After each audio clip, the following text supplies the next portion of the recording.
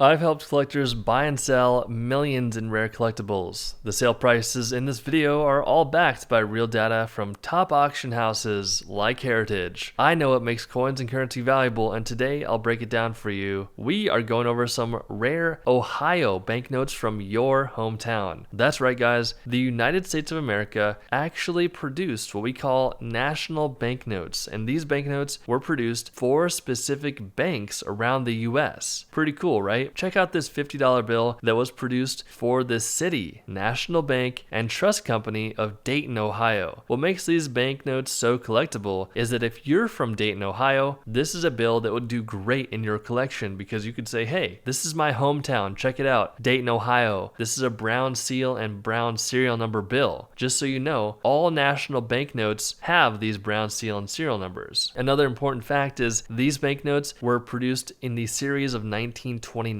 So they're relatively old. Now, before 1928, which was when the first small size bill was produced, which is what we're all used to, they produced large size paper money, which we will go over later in this video. So long story short, this Dayton, Ohio $50 bill sold for $252, which is a relatively good deal if you think about it in terms of a piece of history here, and pretty collectible depending on who it is collecting the bill. Same thing here, but we've got a bill that's in worse condition. It looks pretty beat up. This is from the American First National Bank of Findlay, Ohio, with charter number 36. So a charter number there, you can see the large black 36 number. Charter numbers go up to about 17,000. And what a charter number is, it's a specific bank number for that specific bank. So no other bank in the world has the charter number 36 except the American First National Bank of Findlay, Ohio Bank. That's what makes these banknotes so cool as well, is that you can look at a long list of charter numbers and each bank is tied directly to one of these charter numbers. So this Findlay, Ohio National Banknote is charter number 36 and it sold for $336. You can see that the condition on this one's not so good either. This is the First National Bank of, oh my gosh, I'm going to butcher this name, Racine, Racine,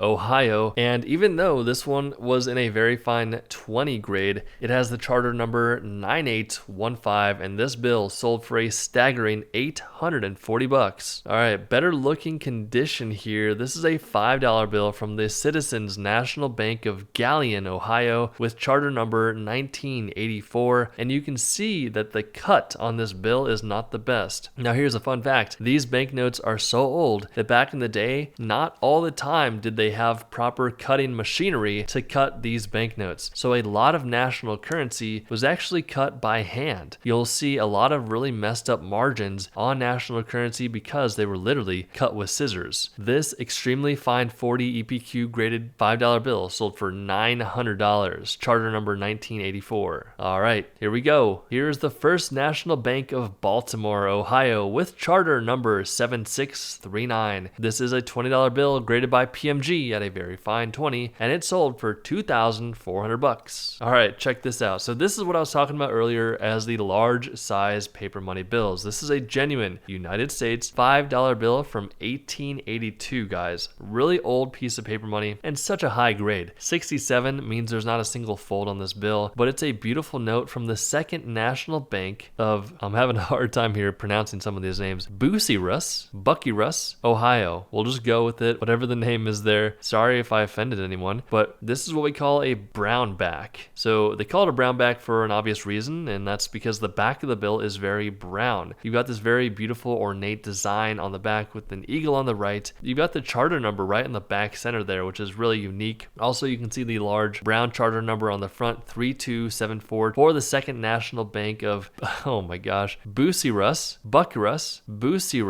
It is a $5 bill, and it sold for only $3,240, only going up in value. This $20 bill sold for $8,400. It's an 1882 $20 brown back. This one is from the Citizens National Bank of Ripley, Ohio, with the charter number 3291, and because it graded so highly, it sold for $8,400. Holy smokes, $20,400. So this is what we call an 1875 national banknote. This one is from the First National Bank of Newark, Ohio, with the charter number 858. So these bills are very, very rare and valuable. You never really see them in this good of condition condition, but this is just such a phenomenal piece of US history to maintain this high of a grade. And you've got the beautiful artwork on the left and right hand side, especially, I mean, look at the back of this bill, just really, really beautiful there. And you can see you've got 20 on the back, top and left, and then you've got XX standing for 20 on the back, bottom, left and right. All in all, a great piece of US history. It sold for $20,400. Can you believe it? $44,400 for this $50 bill national banknote. This one is from the First National Bank of Geneva, Ohio. It's a $50 bill. Guys, when it comes to these rare paper money bills, you want to be looking for the high denomination. So pretty much anything 50 and above is considered to be high denomination. This has a charter number 153. Very rare, very unique. It's an original series national banknote. That's why it sold for $44,400. Oh boy. Here's another $50 bill, but this one is a blue seal. This one is from the Winters National Bank of Daytona, Ohio. You've got a very nice design here on the left and right. Just a very hard bill to come by. Even if it's in such a low graded condition, you can see the staining going on with this bill, but don't take that away from the rarity of this really unique bill. Once again, the Winters National Bank of Daytona, Ohio, with the charter number 2604. This one sold for $72,000. If you come across a rare bill like any of the ones that you saw in this video, what you're going to want to do is contact a rare paper money expert. Please do not bring your paper money to a pawn shop because you will not get the full value of your bills that you actually deserve. These banknotes are incredibly rare and valuable, guys. You want to maximize the value. Be safe out there, guys. Get the opinion of at least 3 different coin or currency dealers before you sell it because they're going to help you maximize that value. Just find someone trustworthy. Be safe out there, guys. Once again, $72,000. We will see you in the next one.